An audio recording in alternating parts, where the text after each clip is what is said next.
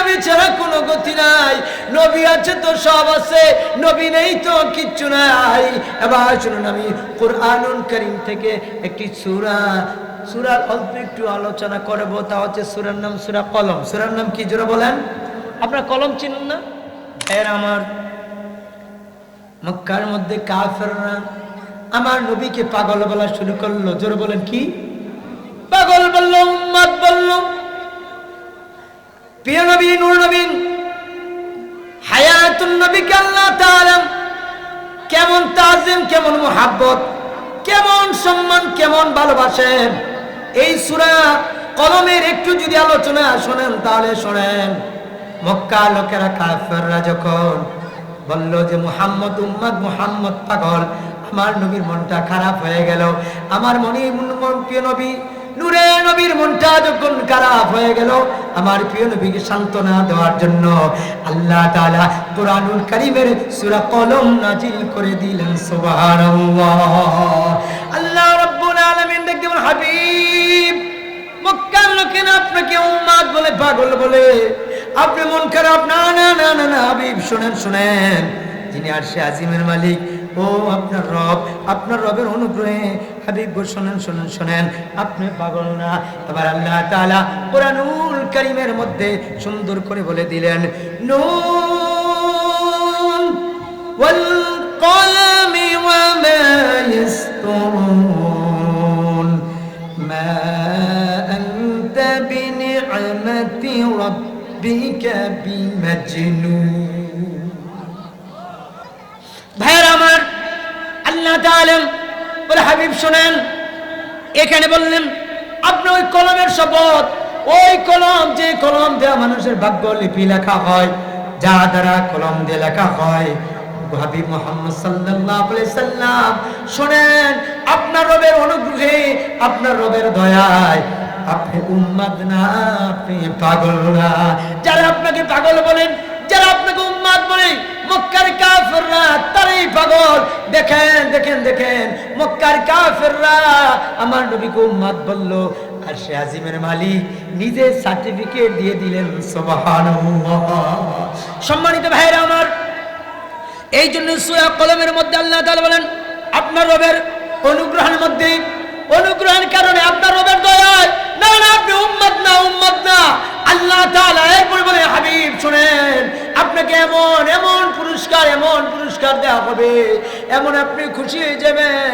এই সূরা দুহার মধ্যে আল্লাহ তাআলা বলেন, ওয়ালা সাওফা ইউতিকা রাব্বুকা ফাতারদা।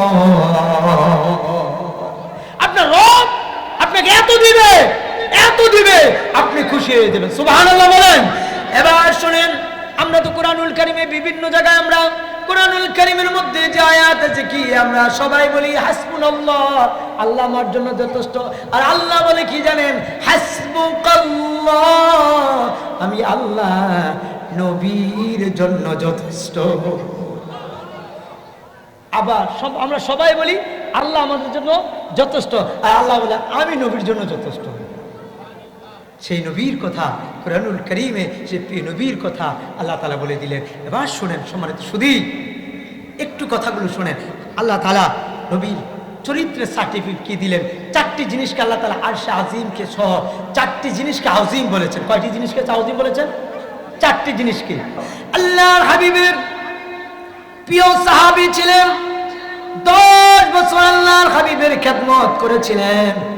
হযরতে আনাস বলে 10 বছর খেদমত করতে গিয়ে কোনোদিন আমার প্রিয় নবী আমাকে একটা ধমক দেয় না, আমার নবী আমার সাথে কোনোদিন খারাপ ব্যবহার করে না। হযরতে আনাস বলে, আনাস থেকে বর্ণিত, লা ইউমিনু আহাদুকুম হাত্তা কুনা হাব্বা ইলাইহি মিন ওয়ালিদিহি ওয়া ওয়ালাদিহি ওয়ান নাসি আজমাইন। বলেছেন, তোমরা, আমার নবী বলেছেন, তোমরা কখনো পরিপূর্ণ ঈমানদার হতে পারবে না যতক্ষণ না পর্যন্ত তোমাদের ছেলে মেয়ে থেকে, তোমাদের স্ত্রী থেকে, তোমাদের পিতামাতা থেকে, দুনিয়ার সমস্ত মানুষের চেয়ে আমি প্রিয় নবী নূরের নবীকে যদি মুহাব্বত না করো, অনুকরণ না করো, তোমরা কখনো পরিপূর্ণ ঈমানদার হতে পারবে না। এই জন্য ভাইরা আমার, এনায়তপুর দরবার শরীফ থেকে আজকে শপথ নিতে হবে, নবী আমার জান, নবী আমার ঈমান, নবী আমার প্রাণ। আরে হায়, সেই নবীকে আমরা পর্যন্ত, জীবনের শেষ মুহূর্ত পর্যন্ত প্রিয় নবীকে ভালোবাসবো, প্রিয় নবীর মহব্বত করব, প্রিয় নবীর অনুসরণ করব। বাস্তব জীবনে, পারিবারিক জীবনে, সামাজিক জীবনে, সর্বক্ষেত্রে আমার নবীর প্রেম ভালোবাসা নিয়ে আমরা যেন দুনিয়ায় থাকতে পারি। জোরে বলি আমিন। সর্বশেষ করছি 1 নম্বরে ইবাদত হবে কার। আমি কিন্তু এখন শেষ করে দিচ্ছি, আপনার বাপের লম্বা আলোচনা না, কারণ আমার ভাই আসছে দূরের মেহমান, আমি এলাম এলাকার মেহমান। আমি তো প্রথমে শোনেন, এই আস্তে আস্তে, আমি তো প্রথমেই বলছি যে আমার লম্বা সময়, কিন্তু আমরা দেশ বিদেশ ওয়াজ করব, কিন্তু আমি ছাড়া পোস্টের মোটামুটি যারা আছে আমার ভাইয়েরা অনেক দূর থেকে আসছে। তা আজকে যদি আমি এসব ওয়াজ করি, যে মেহমানের যে বেজ্জতি করে হলো, মেহমানের তাজিম করে আমার নবীর মুস্তাফার সুন্নত, কথা বলেন ঠিক কিনা? এই জন্য আমি কিন্তু এখনই ছেড়ে দিচ্ছি 4টি কথা বইলা। কয়টা কথা বইলাম? 4টি। তাই আমরা সূরা কলম থেকে যে কথাগুলো শুনলাম সংক্ষেপে, সর্বশেষ ইবাদত হবে কার জন্য? সবাই একটা আওয়াজ দিয়ে বলতে হবে, ইবাদত হবে কার জন্য? এই মাথায় সেজদা দিব কাকে?